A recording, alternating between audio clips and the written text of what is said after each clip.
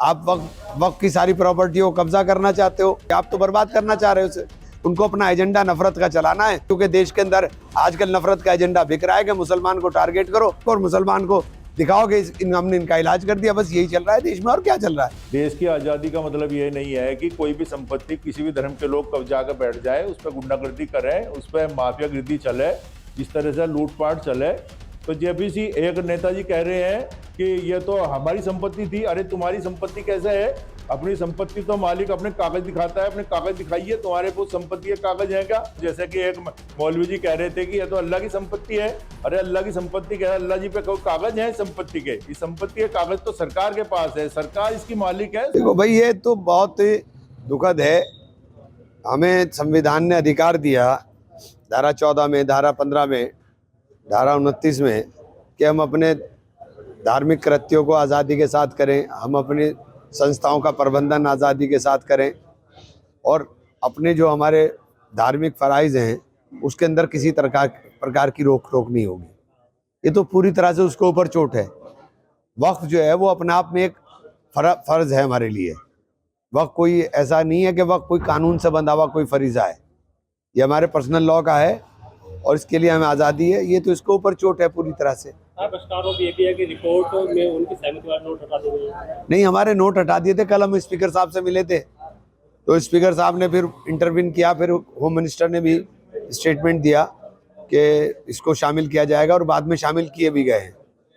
लेकिन नोट को शामिल करना कोई हमारी जीत थोड़ी ना है कि हमने नोट शामिल करा दिए तो हम जीत का लिए खुश हो जाएंगे। नोट शामिल करना हमारी जीत नहीं है। जो हम बात कह रहे हैं उस बात को मानिए। आप वक्फ बोर्ड को बर्बाद कर रहे हो, आप वक्फ की सारी प्रॉपर्टी को कब्जा करना चाहते हो, या लोगों में जिन्होंने कब्जेदारक हैं उन कब्जेदारकों को अधिकार देना चाहते हो, तो आप तो कब्जा धारकों के साथ खड़े हो गए। आप कहाँ वक्फ के लिए, आप तो बर्बाद करना चाह रहे हो उसे। रिपोर्ट को फर्जी और असंवैधानिक बताया। रिपोर्ट को जी फर्जी और असंवैधानिक बताया। किसने? तो तो गलत क्या बताया? नहीं, तो जेपीसी के अंदर इन चीजों का पालन, प्रक्रियाओं का पालन कहाँ हुआ है? क्लॉज बाय क्लॉज डिस्कशन होना था। आपने 1.5 घंटे के अंदर clause by clause discussion, 44 clause आपने 1.5 घंटे के अंदर खत्म कर दिए। ये कैसे मुमकिन होगा भाई? एक प्रक्रिया है, सारी प्रक्रियाओं को अपनाना चाहिए था। वो प्रक्रिया अपनाई कहाँ गई है? कुछ भी नहीं है। जल्दबाजी के अंदर सब, बस उनको अपना एजेंडा नफरत का चलाना है। उस नफरत के एजेंडे के ऊपर, चूंकि देश के अंदर आजकल नफरत का एजेंडा बिक रहा है कि मुसलमान को टारगेट करो, मुसलमान के ऊपर फोकस करके रखो, और मुसलमान को दिखाओ कि हमने इनका इलाज कर दिया। बस यही चल रहा है देश में, और क्या चल रहा है।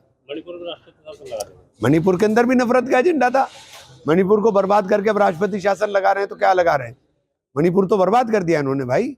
देखो, मणिपुर के अंदर ये पूरी तरह से केंद्र सरकार जिम्मेदार है। आपने इतने दिन नेग्लिजेंस कर रखा, उसके लिए 1.5 साल आपने पूरा का पूरा वहाँ लोगों को हिंसा के लिए खुली छूट दे करके रखी। तो ये सब दुखद है। कलेक्ट्रेट में जो मस्जिद है उसके ऊपर भी सवाल निशान खड़े किए गए कि अवैध तरह के। मस्जिद कहीं अवैध नहीं होती। मस्जिद कहीं अवैध नहीं होती है। मस्जिद के अंदर 1 इंच जमीन भी अगर खराब गलत है तो मस्जिद नहीं रहेगी। मस्जिद बनी हुई, उसका देखिए कि मस्जिद बनी कब थी। अब पार्लियामेंट स्ट्रीट के ऊपर मस्जिद बनी हुई है, आप कहने लगे अवैध है। जब गांव था मस्जिद तब की है। 1911 में वहाँ अधिग्रहण शुरू हुआ, तो कलेक्ट्रेट से पहली मस्जिद होगी वो। मस्जिद को आप अवैध कैसे कर दोगे भाई? और ये सब चीजें, ये नफरत बांटना देश में बंद होना चाहिए। ये नफरत सबको जला के खाक कर देगी। 25 करोड़ लोग हैं मुसलमान हिंदुस्तान में। इन्हें कोई दूसरा देश लेने वाला नहीं कि इन्हें कोई देश निकाला दे दोगे आप। ये यहीं रहेंगे, यहाँ सुकून से रहेंगे, सब प्यार से रहेंगे, मोहब्बत के साथ रहेंगे, सब लोग तरक्की करेंगे। लड़के झगड़ करके नफरत के साथ देश के अंदर तरक्की नहीं होती है। ये जो जेपीसी का मामला है, ये विषय किसी धर्म या जाति का नहीं है, ये देश का मामला है। इस पर देश ने देखना है, देश की सरकार ने देखना है, न कि किसी धर्म या जाति के लोगों को इस पर विचार करना है। जेपीसी का ये वक्फ बोर्ड का मामला जो है, ये पूरी देश के लिए खतरा बना हुआ था। देश की आज़ादी का मतलब ये नहीं है कि कोई भी संपत्ति किसी भी धर्म के लोग कब्जा कर बैठ जाए, उस पर गुंडागर्दी करें, उस पर माफियागिरी चले, इस तरह से लूटपाट चले, कहीं पे कोई चीज़ बनाई जा, कहीं कोई चीज़ बनाई जा। ये सब देश के लिए, मतलब ऐसा लगता था कहीं भारत कमज़ोर है। भारत कमज़ोर नहीं है। अब सरकार जो काम कर रही है वो अपने देश को देखते हुए कर रही है। अपना देश बचाना कैसे है, ऐसे माफियाओं से अपनी संपत्ति को कैसे छुटाना है, ये संपत्ति सब कब्जों में चल रही थी। तो जेपीसी एक नेताजी कह रहे हैं कि ये तो हमारी संपत्ति थी। अरे तुम्हारी संपत्ति कैसे है? अपनी संपत्ति तो मालिक अपने कागज दिखाता है, अपने कागज दिखाइए, तुम्हारे पास संपत्ति के कागज है क्या? ऐसे तो बड़े बड़े अपने जो धार्मिक है मदरसे हैं, उन्होंने बहुत ऐसी चीजें हैं, मस्जिदें हैं जो कब्जा करके माफिया ने बेच दी है। वो माफिया किस आधार पर बेच रहे हैं उस संपत्ति को? वो संपत्ति उनकी अपनी नहीं है, उनके पास उनका कोई कागज नहीं है, कोई उनके पास पहचान नहीं है उस चीज की। तो मालिक कैसे हो गए? उन संपत्तियों को बेच रहे हैं और उन्हीं से अपने घर धंधे और राजनीतियां चल रही हैं देश के अंदर। ये अब मुझे नहीं लगता कि भारत इस बात को स्वीकार करेगा, और भारत में इस तरह की माफिया और गुंडागर्दी नहीं चलेगी, नहीं चलने देगी सरकार अब इस तरह की बात। ऐसे तो भारत में फिर सभी धर्मों के मानने वाले लोग कहने लगेंगे कि ये तो हमारे जो भगवान है, हम जिस धर्म को मानते हैं, जैसे कि एक मौलवी जी कह रहे थे कि ये तो अल्लाह की संपत्ति है। अरे अल्लाह की संपत्ति क्या है? अल्लाह जी पे कोई कागज है संपत्ति के? इस संपत्ति के कागज तो सरकार के पास है, सरकार इसकी मालिक है, सरकार इसे वापिस ले रही है, सरकार इसके सदुपयोग करेगी, देश के लिए काम आएगा, लोगों के काम आएगा, सभी धर्मों के मानने वाले लोगों के लिए काम आएगा। इसलिए ये जल्दी में निर्णय नहीं है, ये निर्णय समिति बनाई सरकार ने, उस समिति से इस विषय पे पूरा विचार किया गया। कोई घर घर जाके तो इस विषय पे चर्चा नहीं होती कि हर धर्म के घरों जावे, उनके घरों पे सलाह ले, हर पार्टी के नेता, हर जाति के नेताओं के दौरे जावे।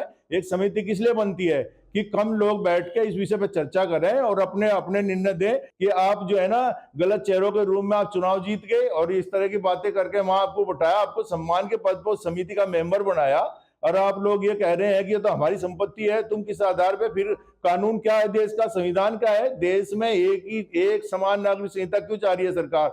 जब देश आजाद हुआ था तो हमारा जो संविधान डॉक्टर भीमराव अंबेडकर जी ने दिया है, वो ऐसे ही थोड़ा दिया है। वो इसलिए दिया था कि देश इसी संविधान के आधार पर चलेगा, वो धार्मिक आधार पर नहीं चलेगा। धार्मिक आधार पर तो फिर सब अपनी अपनी मांग करेंगे।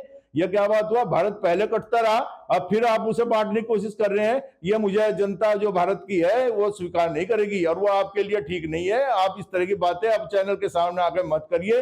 अब जागरूक है भारत का बच्चा जागरूक है, और पूरी दुनिया में देख रहा है, दुनिया लड़ रही है, मर रही है। ये दिमाग में हटाइए कि तुम्हारी संपत्ति क्यों है? अगर तुम्हारी संपत्ति है तो कागज दिखाइए उसके। अगर आपके पास उन संपत्तियों के कागज हैं तो सरकार उसे स्वीकार करेगी, कोर्ट में जाइए, स्वीकार करेगी, उसे कोर्ट भी स्वीकार करेगी। जब आपके पास कुछ नहीं है, गुंडागर्दी है, गुंडागर्दी में तुम उसे अपनी कभी अल्लाह की, कभी भगवान की, कभी किसी की बताओगे तो वो ठीक नहीं है, देश के लिए खतरा है। अगर आप ये खबर फेसबुक पर देख रहे हैं तो वीडियो को लाइक करके पेज को फॉलो करें। इसके अलावा अगर आप इस खबर से यूट्यूब के जरिए जुड़े हैं तो चैनल को सब्सक्राइब करके बेल आइकन दबाना बिल्कुल ना भूलें। नमस्कार।